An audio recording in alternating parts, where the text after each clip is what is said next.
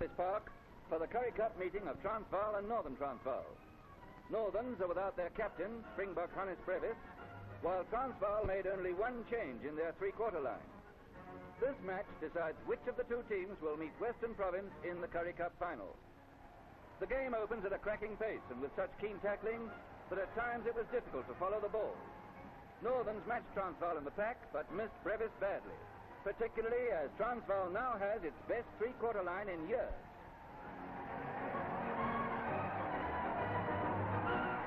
Northerns were up against a man who is dominating rugby at present, the phenomenal kicker Oki Geppin, who put a 48-yard penalty over straight into the wind to open Transvaal's score.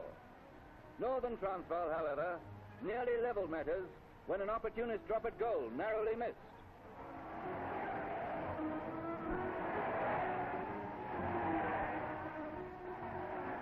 Transvaal hopes rose again when another penalty was taken by Geppin. But it's a comforting thought to think that the said gent is only human. In the run of play itself, there was little to separate the two sides, except the greater thrust of the Transvaal backs. After a magnificent break, the pass went forward. But before long, a lovely movement gave Jimmy Kotzer the chance to score where he wanted to.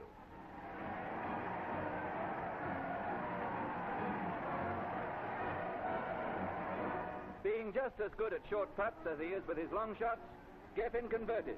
Transvaal 8, Northerns 0. But soon they opened their score with a penalty, bringing it to 8-3.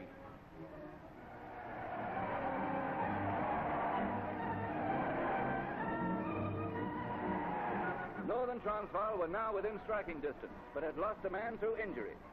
Nothing daunted, they threw everything they had into the battle. But the one thing to be avoided against Transvaal nowadays is an infringement. Forward, Mr. Geppin. Thank you. Transvaal 11, Northern Transvaal 3, bless his boots. Now Viviers takes a drop at goal. It's good, and Northerns are back only 5 points behind the home team. Here comes a dream try. Van Staden crosses from the left wing, passes to Kotzer, and over he goes. Geppin finds the angle too difficult, and the tally remains at 14-6. But not for long. Northerns have the overlap, cut in, and they're over. This should narrow Transvaal's lead to 3, but the conversion goes wide. Transvaal 14, Northerns 9. Of that 14, the three-quarters had scored a well-deserved 6. But Geppin had the last word. Another 48-yarder downwind. Winning 17-9, Transvaal enter the Currie Cup final and look good value for money. The Mayor of Brakpan and other dignitaries attend the opening of a Red Cross home for the old people in Brakpan. Fittingly called the Eventide Home, it was opened by Dr. F. Brummer, Acting Secretary for Social Welfare. The project was facilitated by the generosity of the people of Brakpan, and so there is an ever-open door for the old-timers. The Eventide Home offers more than security. It provides companionship, the one quality that transforms a house into a home.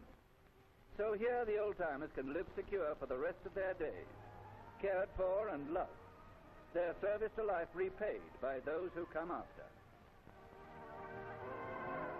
At Ellis Park, Johannesburg, junior aid detachments of the South African Red Cross hold their annual inspection.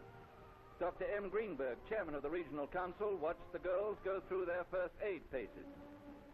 City and reef schools were represented, with detachments coming from as far afield as Vereeniging. The inspection was carried out by Dr. V.C.J. McPherson, Regional Commandant. The standard of training was high, and not the least critical onlookers were a number of crippled members of the movement.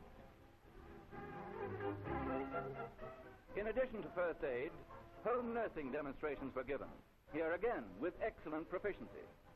The Alice Currie Trophy for first aid was won by Jameson Polyclinic, while for home nursing, Athlone High School won the Thomas Cup. The most impressive part of the inspection was the march past. The boys and girls who devote their spare time to Red Cross training are doing a fine thing, assisting the Red Cross to carry on its great mission, service to all people the world over. 2 Squadron SAAF has been chosen to uphold South Africa's pledge to the United Nations. Before leaving for combat in Korea, they were visited at Waterkloof by the Minister of Defense, Mr. F.C. Erasmus. Passing slowly along the ranks, he shook hands with each officer in turn before mounting the dais to address the squadron, which numbers roughly 200 officers and men. After the communists had forcibly entered South Korea, South Africa, in common with other peace-loving nations, answered the challenge. The government decided to send an air squadron together with the necessary ground personnel to Korea to join other members of the United Nations organization in active operations against the Red Danger. Once again, as before in the history of South Africa, you have to say goodbye to your loved ones, and once again, they will have to make sacrifices. On behalf of the government and the country, I wish you every success, Godspeed, and a safe return to our South Africa. The personnel of 2 Squadron has been carefully selected, and all flying officers have been trained to fly jet aircraft.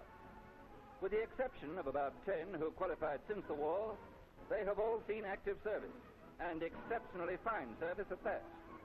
When they're given the latest equipment, there can be every confidence that the magnificent reputation earned by 2 Squadron in the Middle East and in Italy will be more than upheld.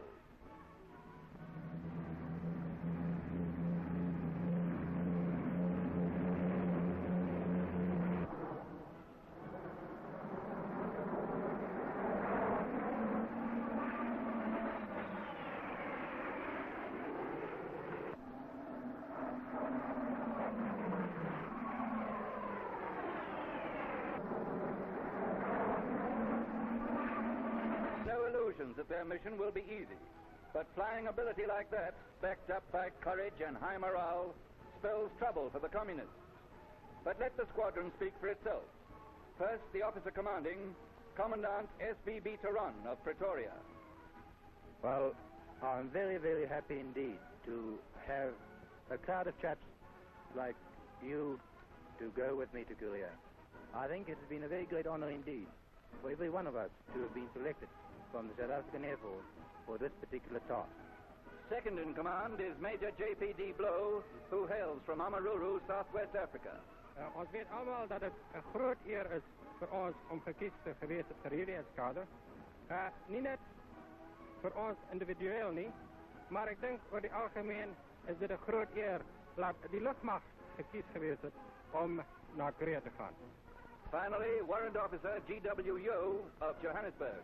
General Jan, all members of the ground staff, I want to take this opportunity of telling you all that I have a good bunch of boys with me.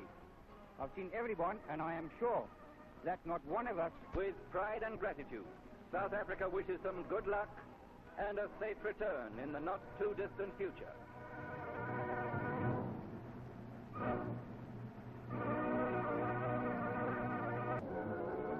In cities throughout South Africa, commemoration services are held for the late General Smuts.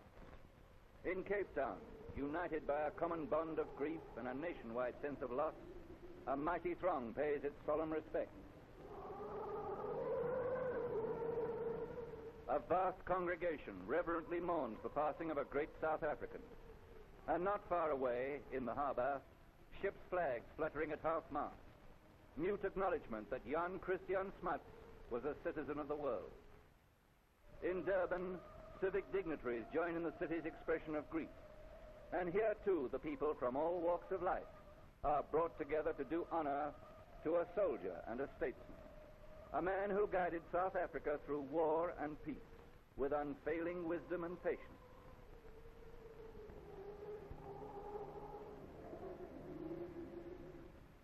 Johannesburg, where General Smuts practiced law for a short time as a young man. Here, too, life halted as a great city remembered. In a long life of service to South Africa and to democracy, he dedicated himself to a striving for better things, untainted by thoughts of self. There was only one, Jan General Jan Smuts.